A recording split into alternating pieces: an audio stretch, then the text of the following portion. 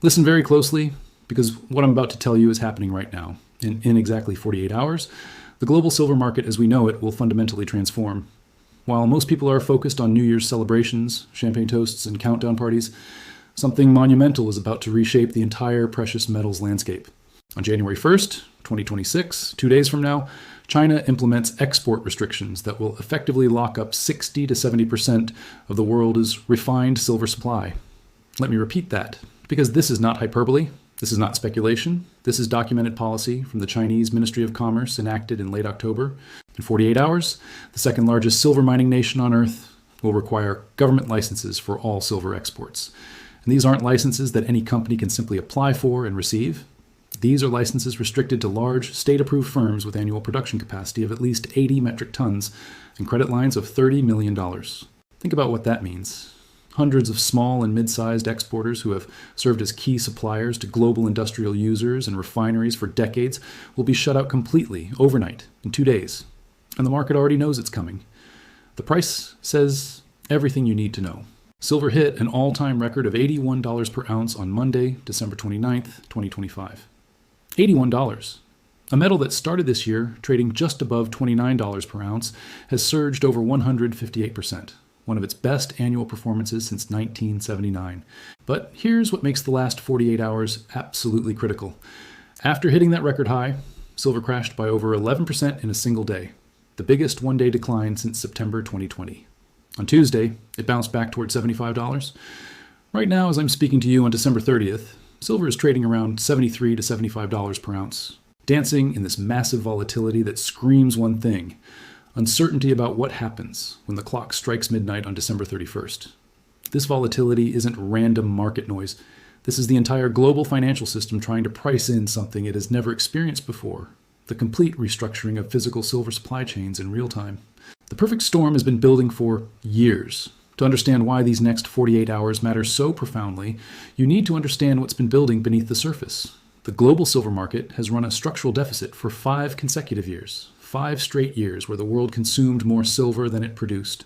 In 2025 alone, global silver demand reached approximately 1.24 billion ounces, while total supply, including mine production and recycling, only amounted to about 1.01 billion ounces. That's a deficit of over 200 million ounces. 200 million ounces that had to come from somewhere. Where did it come from? Existing inventories, exchange vaults, strategic reserves that have been quietly bleeding out month after month, year after year. COMEX registered inventories in the United States are down nearly 70% since 2020. London Bullion Market. Association vaults have lost around 40% of their holdings. Shanghai inventories have fallen to their lowest level in a decade. At current consumption rates, some industrial regions have barely 30 to 45 days of accessible silver reserves. 30 to 45 days, and in 48 hours, the spigot that's been keeping those reserves from complete depletion gets turned off. China's strategic masterstroke. China currently controls between 60 and 70% of the world's refined silver supply. Not mining, refining. This is crucial. Even silver mined in other countries often gets sent to China for processing because they have built the world's most efficient, cost-effective refining infrastructure over decades. The licensing framework that takes effect in 2 days isn't about environmental protection, despite the official language. This is about resource sovereignty. This is about strategic leverage. This is China looking at its finite silver reserves and recognizing that continuing to export vast quantities to support Western industrial development and renewable energy transitions makes zero strategic sense.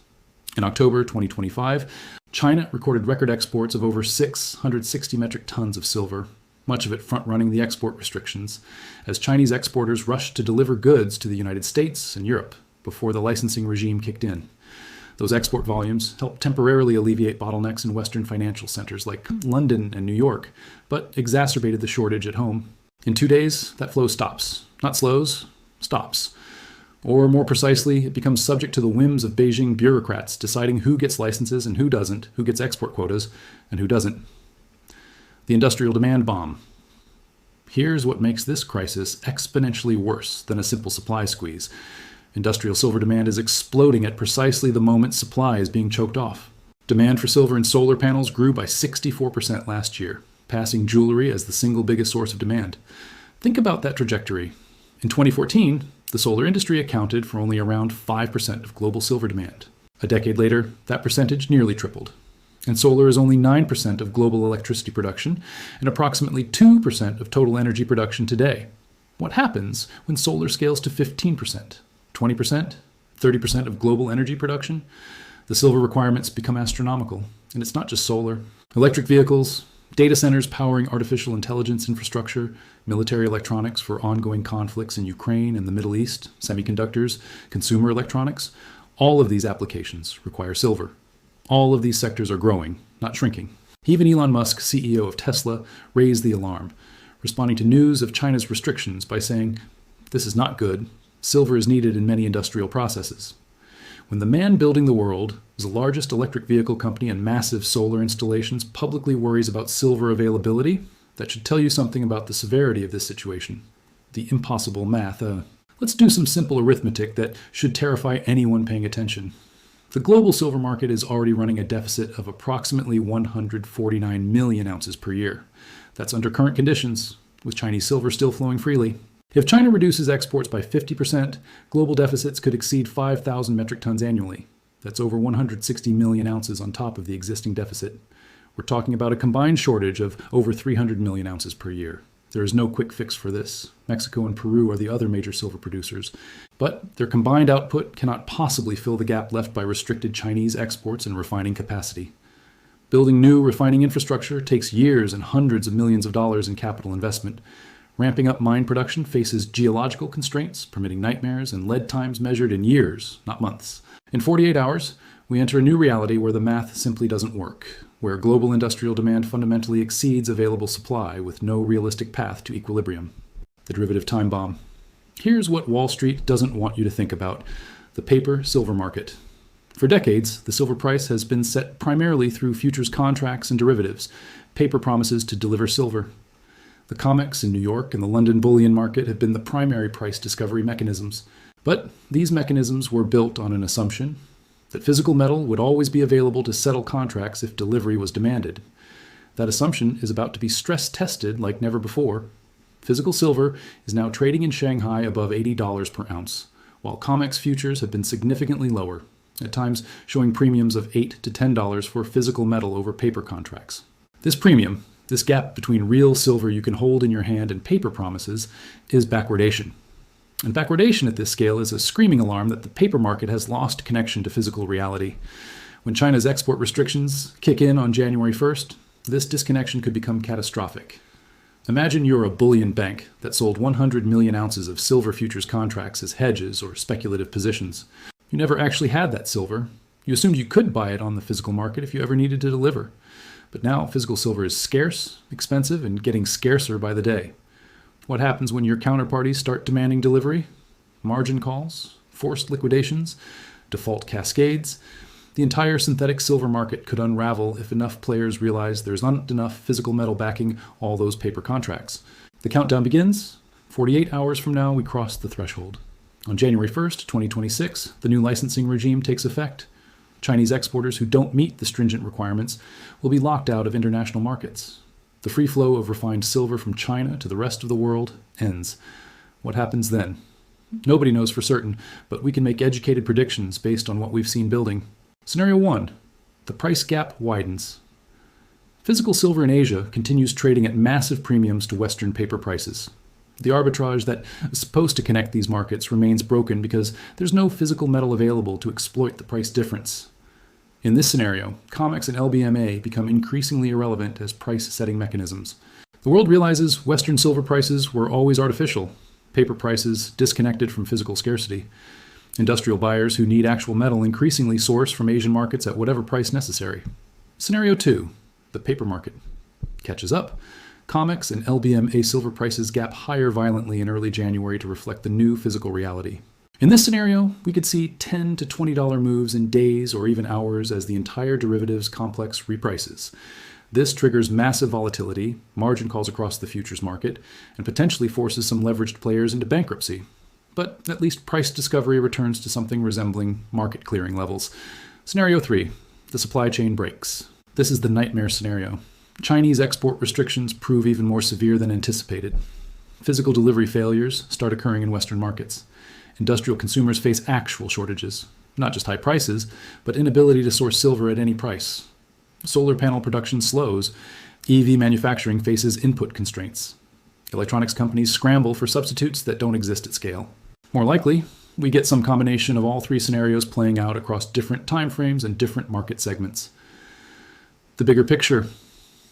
But this isn't really about silver, not ultimately. This is about China, demonstrating it can control critical industrial commodities that the Western world depends on for its economic future. This move mirrors China's earlier strategy with rare earth metals, where export controls were used to secure domestic industrial advantage and global pricing power. Silver is just the beginning. China has already implemented or announced similar restrictions on antimony, tungsten, and other strategic materials. Each of these materials is foundational to modern industry: defense systems, renewable energy, electronics, manufacturing. Each one gives China leverage over global supply chains. The message is clear. The era of abundant, cheap access to critical materials from China is over. The era of resource nationalism has begun. And every country that built its industrial base on the assumption of reliable Chinese exports needs to recalibrate its entire strategic planning. What this means for you. If you're an investor, the implications are stark. Silver's 158% gain in 2025 might just be the beginning. Some analysts are projecting silver could reach $90 or even $100 per ounce in 2026, implying another 25 to 40% upside from current levels. But even more importantly, if you're in any industry that depends on silver, solar, electronics, EVs, data centers, military contractors, the next 48 hours mark the beginning of a procurement crisis that could persist for years. Every supply chain that assumes ready availability of silver at reasonable prices needs immediate reevaluation. And if you're just a regular person watching this unfold, understand this. The price of everything that contains silver is about to go up. Your electronics, your solar panels if you're installing them, the cost of the energy transition, the cost of technological progress. All of it gets more expensive when a critical input becomes scarce. The clock is ticking. 48 hours, that's how long remains until the global silver market transforms into something we've never seen before. 48 hours until China's export licensing regime takes effect. 48 hours until the world wakes up to the reality that physical silver scarcity isn't a future threat. It's here, now, today. The price volatility we've seen in recent days, silver spiking to $81, crashing to $70, bouncing back to $75, is just the market's way of saying, we don't know how to price this yet. We've never experienced anything like this before. On January 1st, the uncertainty ends. The new reality begins. And that reality is one where the fundamental equation of silver supply and demand has been permanently rewritten in China's favor. The world is about to learn a very expensive lesson about what happens when you build your entire industrial base on someone else's resources, someone else's refining capacity, someone else's strategic goodwill. That lesson begins in 48 hours. The countdown is on, and nothing will ever be quite the same again.